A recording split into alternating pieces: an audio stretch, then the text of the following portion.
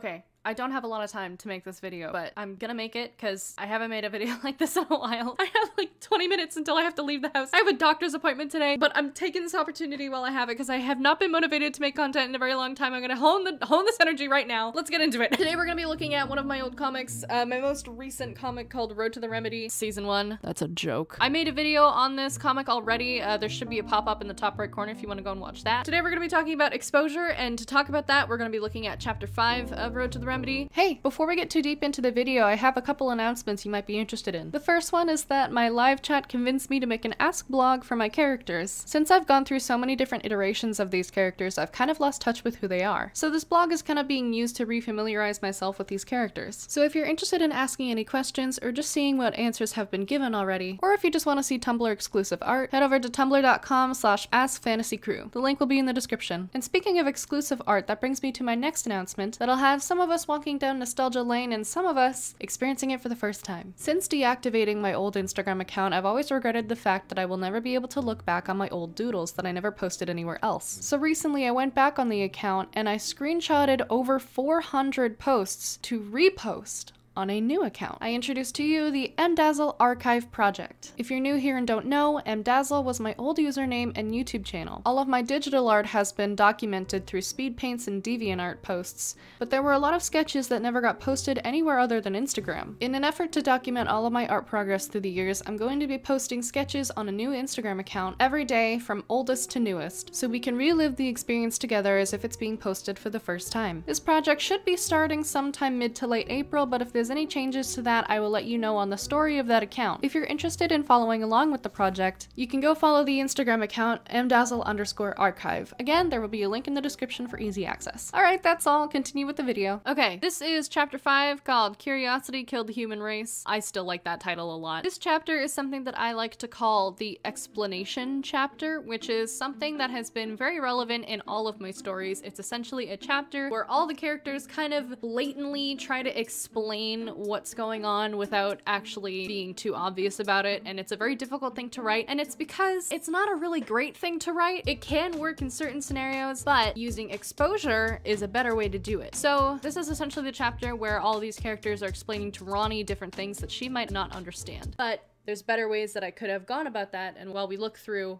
I'll explain why. She said, all I could see was white before seeing trees, and then I had a vision. And then James, this character, says, we had visions too. I had one of Michelle, this character, and Jemmy had one of both me and Michelle. This is supposed to explain how, like, these characters, the spawns, knew who they were supposed to look for. As you can see in the prologue, Ronnie had this same thing happen to her. She saw a vision of these 3 people, which are the people that she needed to find. So this is supposed to show that they're the same kind of thing as Ronnie, so they also had visions, but you could probably guess that through context clues and knowing, like, okay, if they're the same kind of thing, they probably had similar experiences. Or a different way I could do this is completely rewrite the story and have it so that the prologue is showing all of these guys spawning. Instead of explaining it with words, explain it through visuals. If you've been following me for a bit, you know this scene. This is the scene where Ronnie comes into existence. She's spawning for the first time. First time? The only time. She's spawning. She's becoming a person. Woo, there she is. Look at her go. Ronnie is the 4th one to spawn. If I were to write this now, I would start it off with Michelle, because she was the first one to spawn. Again, you wouldn't know that without the explanation chapter, but I wouldn't need to explain that she was the first spawn if I just showed it in the beginning anyway. So I would start it off with Michelle, show how she met Luna, this character, and I would show her having this vision or something. I would show her how— I don't even remember if she was intended to have a vision. It was a very complicated story. It got canceled for a reason, okay? What I'm trying to say is I would utilize the prologue as a way to show all these similar experiences instead of waiting until the 5th chapter to explain those experiences through words, because this can be overwhelming to viewers, but in this scenario, it would make sense that that would also be very overwhelming to Ronnie. Ronnie is honestly kind of based off of me and how I would react to certain situations. I think in this scenario, she would be very overwhelmed by the amount of information that she's getting from these people that she doesn't really know. That's number 1 thing that I would change change, show that in the prologue, show them all having the visions instead of explaining that through words. What's the next thing to make fun of? All right, another thing. Ronnie asks, also I put Wolf Girl here because canonically right now she doesn't have a name. Ronnie says, so it is normal. Did you have a vision of me when I had one of you? This really reads as just a way to get this information out here. Like this sentence really just reads as me trying to be like, how do I transition into getting this kind of information from these characters? A way that I could avoid her having to explain this, because Michelle goes on to explain, it wasn't as intense as the one that you get when you spawn, but we knew what you look like at the very least. How would I do this differently? You can explain it with words, but it would be much more effective if you showed this happening, which I could have done in chapter 2, Wake Up Call, because that was all about waking up everybody and getting them ready to go and find Ronnie because she's the newest spawn. This would have been the perfect opportunity to show a character seeing her, and that character in this case would have been James. I actually had a scene in mind. I was gonna do like an animation of like, oh, this is what we didn't see of James knowing that there's like another spawn. I didn't have to keep that a secret. I could have just made that the scene and then illustrate him running up to Luna's room and saying, hey, wake up, we gotta go, there's another person. Like that would make more sense. It would have just taken a little scene before this of him having a vision and then going, holy shit, there's a new person, and then running up and waking up Luna. It would not have taken that much more effort, and it would have been more effective. That's what I would have done. What's next? This is cute. This is just cute. I also like this scene a lot. I like this a lot. I like this version of Scott and Claude a lot. I don't know why. They're very cute. I like them a lot. Scott is probably having the most rational reaction to everything that's happening so far in this scene. He's been put through a lot, just very suddenly. This is how I would expect Ronnie to react, just freaking out with the amount of information and stuff that's going on. That's what I would expect, but she seems to be just pretty chill. I resonate with Scott here. This is how I would feel if I was put in this situation. I like this a lot. That's looks very cool. Okay, this is kind of unrelated, but I like this too because Claude is like, you know, I would say something comforting, but I'm not in a position where I can because I'm also freaking out, which is, you know, okay, and that happens. Sometimes you can't be the one comforting because you're both in a bad space. We don't want to overwhelm you. Seems a bit late for that, doesn't it? I know that was intended to be like, oh, he read the room wrong, he said that wrong, but like, no, it absolutely is a bit too late to not overwhelm them. Like, look at poor Scott. He's very, very overwhelmed. Claude then goes on to say, it's quite late out right now, or early. Either way, it's past curfew. I'm surprised you didn't get caught by troops while coming here, them or worse. This is to imply, or not imply, because they explain it in this chapter as they explain literally everything else. This sentence here is to imply that there is a curfew, and for some reason, it is a very strict curfew. He says, I'm surprised you didn't get caught by troops while coming here, them or worse. The troops are like guards, or essentially the cops of this universe. So if you're outside your house after the curfew, you're gonna get in trouble, or at the very least escorted back to your house. And then he says them or worse, which implies something more dangerous. There's a reason to be afraid. There's a reason for this curfew. I love him so much. I love Claude. He is such a special place in my heart. I love him. Okay, another thing I don't like about this chapter is that like it kind of jumps around a lot. We were talking about spawns, and then now we're talking about the curfew, and now we're back to talking about spawns, and then later on we talk about the curfew again.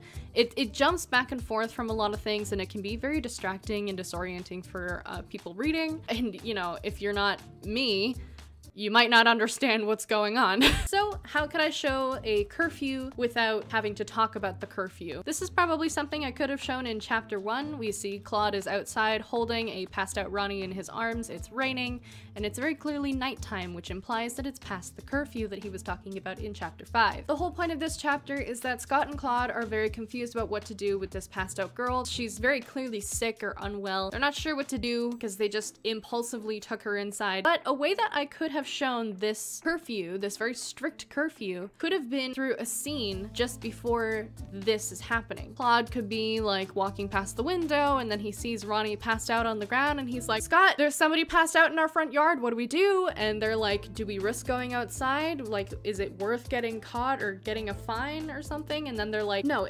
somebody's in danger here. Like, they're outside, they're exposed to the elements, they're exposed to this thing that is the whole reason there's a curfew. There's monsters monsters. That could have been a cool scene to have because it not only shows that there's a curfew that is very strict, so much so that these people are concerned about going outside into their front yard to save somebody who's passed out in the rain, but it also shows the kind of person that Claude is because he would be putting himself in a tricky position by going outside to attempt to save somebody else. Oh my god, I'm running out of time. Holy shit. I want to get this done. So here Luna's trying to explain what a spawn is, and through this she kind of says, well, I don't really know what they are, I've just been calling them spawns. If I did go through with a prologue where I showed Jemmy, James, Michelle, and Ronnie spawning, then I could have added a scene in there where Luna asks them what they are, and when they say they don't know, Luna can be like, well, you're not human, you kind of just appeared, and like maybe she comes up with a nickname for the spawns. But honestly, I don't even know if I would have that. Like, why not just call them humans? I don't understand that part. I don't know what I don't know, it just seems like really pushing the idea that these people aren't regular people when like that was kind of the whole point, was keeping their identity a secret and trying to make other people think that they're regular people. So if you're calling them a spawn, that doesn't really make much sense. I think I would just take out the whole spawn thing in general, but if I wanted that to be part of the story and I wanted to show that through exposure, I could just add a scene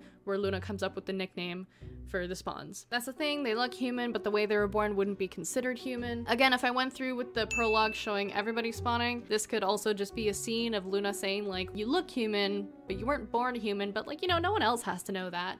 That kind of thing. What we call spawns are essentially people made by the planet. We fester in the core for some time and get sent up when we're done. So the planet gave birth to you. Although it's much different from a typical pregnancy.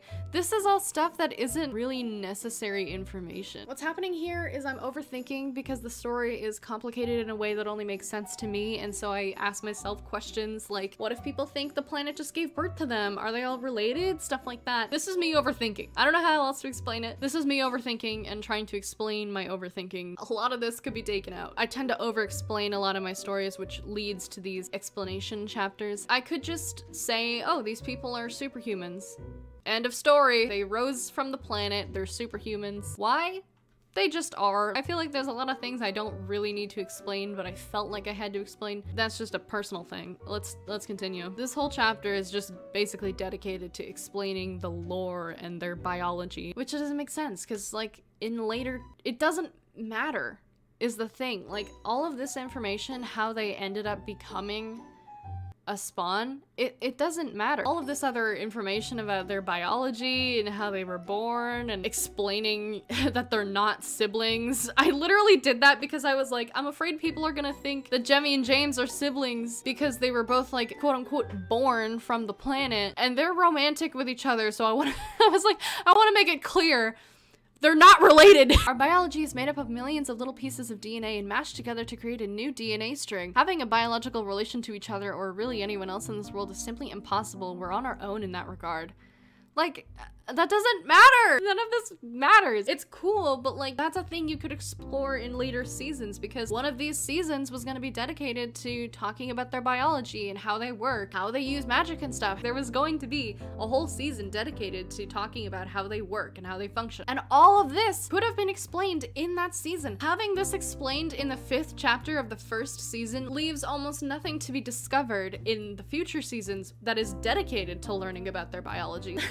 It doesn't make any sense. And also, it just doesn't matter. This is irrelevant. It doesn't matter. Oh my god, there's so much text. Also, this was a reference to camaraderie, by the way. Oh my god. Oh my god. This is like explaining what happens to DNA after people die. It's like the dead don't need their DNA since they don't need their body anymore. So when they die, the DNA breaks off into little pieces and gets absorbed back into the planet and uses energy. How and why? Why is that relevant? You're made up of dead people. And magic, mostly magic. We like to think of it as recycling. Okay, fine. This just frustrates me. Now we're getting into the point where they're confessing that they don't actually know why they're here. They were made for a purpose, but they don't know what that was. I'm not gonna say why that was. I want to keep some secrets. But there was a reason they didn't know any of this information, and again, that could have been explored in the prologue. That could have been shown right out of the gate, but I didn't do that. In all honesty, I didn't have a reason as to why they didn't know, so I kind of made it up as I went along, which is a trend in my comics, but you know, fuck it, we ball. This is all default knowledge for us, just like how to talk and walk. Talking and walking is not default knowledge, Michelle. It's like blinking. You don't really need to learn how to do it. You just kind of know. I guess that makes sense, but like, that was a whole, it was, none of this matters. Oh, this just makes me cringe because it's like, she's acting all sad and she's like, you'd think with all the information we have about ourselves, we would know why we're here, but we don't. Girl, shut the fuck up. Every time I go back and read my old comics, I realize how like infuriating some of the characters are. I love Claude though. I'll always love Claude. He's never done anything wrong ever. I love him. You're lucky that it's past curfew, otherwise I'd ask you to leave. What curfew? You've said that twice now and I still don't know what you mean. Okay, so this is what I mean by we're jumping around from topic to topic. Like, we talked about the curfew already, and then we jumped back to the spawns, and now we're back to the curfew. It's just confusing and hard to keep up with. Really, you can see why we're skeptical. Yeah, yeah. Yes. You make a good point, sir. Girl boss Jemmy steps in. This is the first time she's talked throughout this whole chapter. So now Jemmy is explaining why there's a curfew. This is exhausting. The outdoors are dangerous at night. There are creatures that lurk and prey during the dark hours. They come from the forest outside the wall that surrounds the entire city. A forest said to be so masked in darkness you'd be blind in broad daylight, but that's really just a fable. Because of them, the troops set a curfew. No one is allowed to be outside from sunset to sunrise. All of this is stuff that I could have explained in the prologue after Ronnie had spawned. I could show her traversing through the forest, not really being able to see and coming into contact with these creatures, maybe even getting injured by them, which would make more sense as to why she passed out in somebody's front lawn. Maybe it was from blood loss, you know, like, and maybe that even gives Claude more of a reason to go and help this person because she's bleeding out. Like, that would make more sense. I wouldn't really have to explain the creatures if I just showed them. Explaining what they are kind of takes away the element of mystery, which kind of contributes to them being scary. So in a way, I'm biting myself in the foot. Explaining them takes away some of that fear. If you just saw this thing without any context about what it is or why it's there in the prologue, that'd probably be a lot more scary. And it would be much more effective for Ronnie too, because she doesn't know what the fuck is going on. So she's gonna be freaking out and the audience would probably be freaking out. It would just make so much more sense if all of this was explained through exposure instead of words. Oh my god, okay, I gotta leave like right now.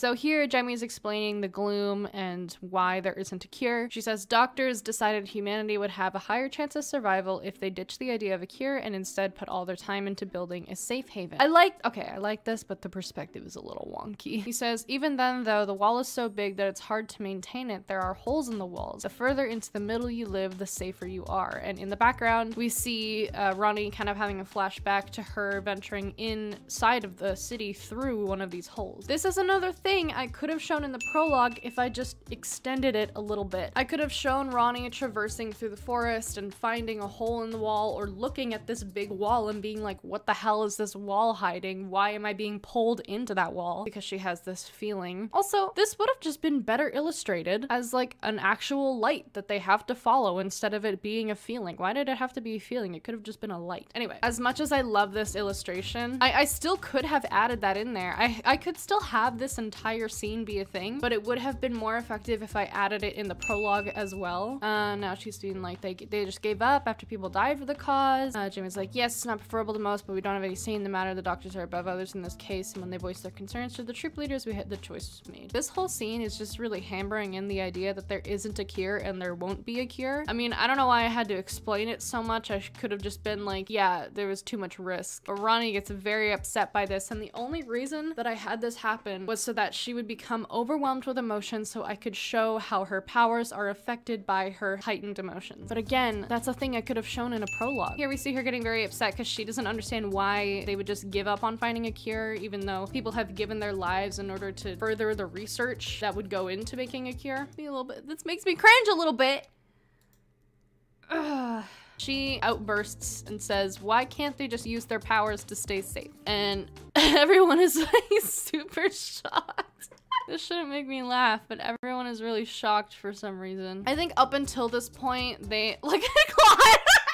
I think up until this point, everyone had like kind of kept the whole magic thing a secret, because in this universe, magic is against the law and like born magic isn't a thing, but that's exactly what all these spawns have, is just born magic.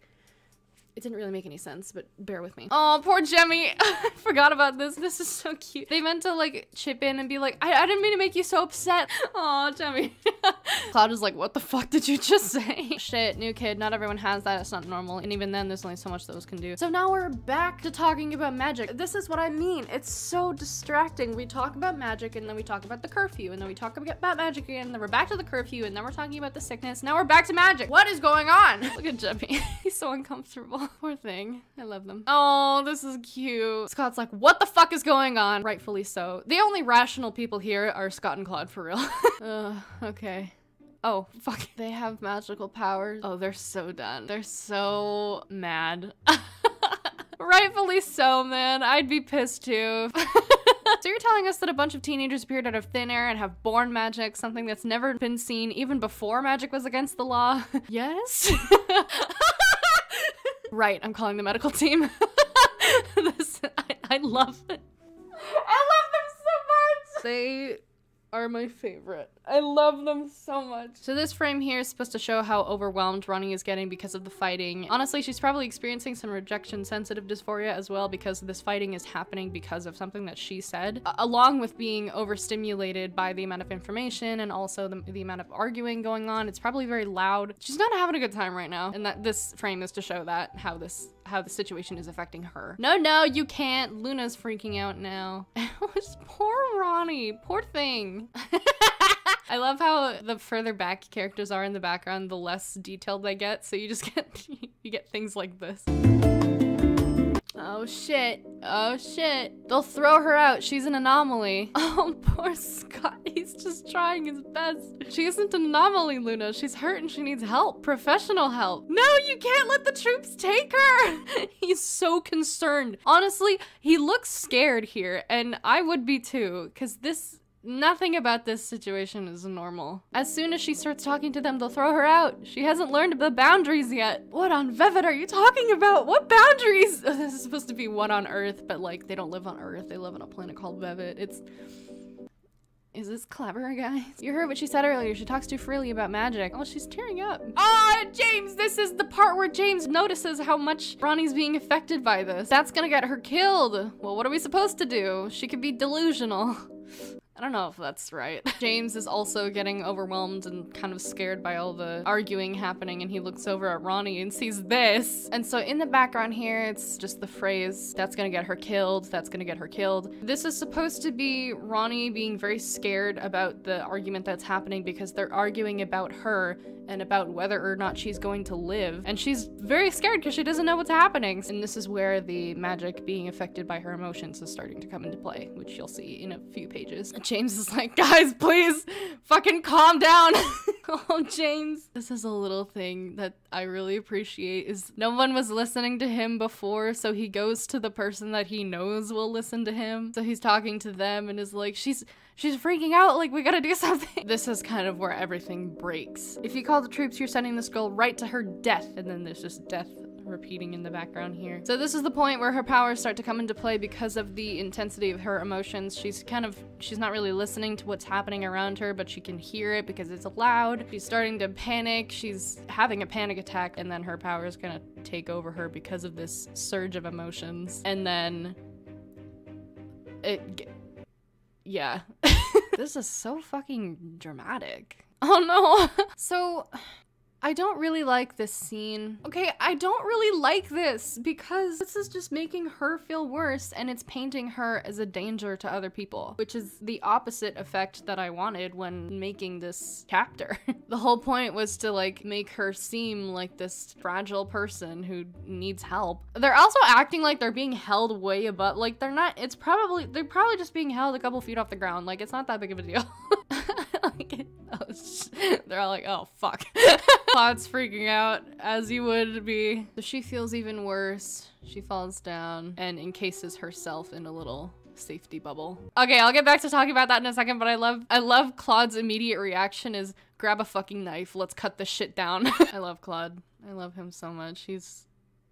Oh, that sucks. All right, let's go back to talking about what this video is about. So yeah, as I said, this whole scene was put here to not only prove it to Scott and Claude that these characters do actually have magic, which I could have done very differently, but also to show that their magic is influenced by their emotions, and if they are too overstimulated or overwhelmed, or if they're just experiencing a strong emotion, their magic will be affected by that and they will use it without their control pretty much. But again, this is a thing I could have shown in the prologue. So in the prologue, we see it's in the middle of the forest, it's in the wilderness, and now we know through the context in chapter fucking 5 that the forest is a dangerous place to be. It's not a safe area. Here's what I would have done. After she experiences the pull, she'll start running, and she'll run through the forest, and she'll continue to run through the forest, maybe tripping, maybe she trips and falls and yells or something like that. Maybe she gets injured and that causes her to scream out. The monsters in this story, either they're blind or they can't see very well, and so they rely on their ability to hear, and so that would trigger these monsters and they would come to find Ronnie. Ronnie would already be kind of overwhelmed by the panic and the pain that she's feeling, but then as soon as these monsters come to attack her, she would act on instinct, which would explain that her instinctual feeling and her emotions can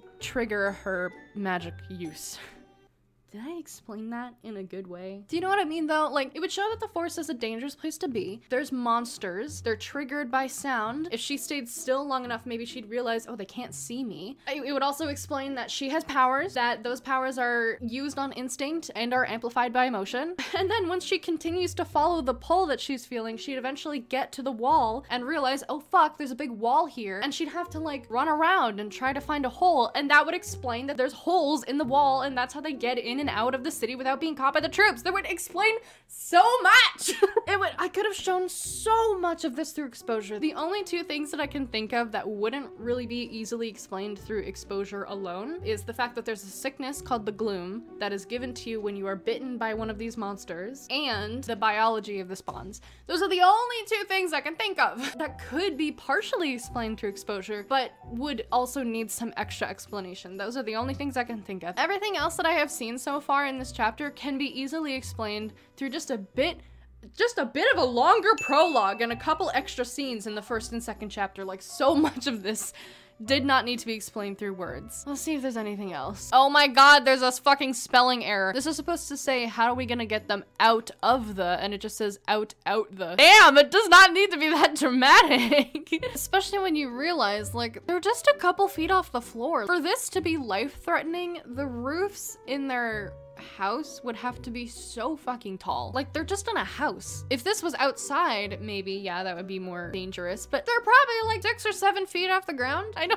it doesn't have to be that dramatic. Anyway, this is cute. This is like James trying to fight his way into the safety bubble. Hang in there, Grasshopper. That's cute. I don't know when that started, but like James has been calling Ronnie Grasshopper as like a nickname for a few years now. Anyway, here she is in her little safety bubble, which I like this because to be fair, there's times I wish I could do this. Oh, I love him. Hey, this is just cute. This is just endearing. He says, is it okay if I come in? She's like, yeah. And so now they're in there. And this was gonna be like, you know, if you calm down the person causing the magic to get out of hand, like the magic will also calm down because they're calming down and the magic was influenced by their emotions, all that stuff. Anyway, I'm gonna leave this here. I'd love to see how different chapter 5 would have been if I took away all of the needless explaining and extra lore and all the stuff that could have been shown through exposure. If none of this, if it wasn't an explanation chapter, I wonder what kind of chapter it would have been. And I think about that a lot. I wonder what this story would have looked like if I just gave it the time it needed to marinate in my mind.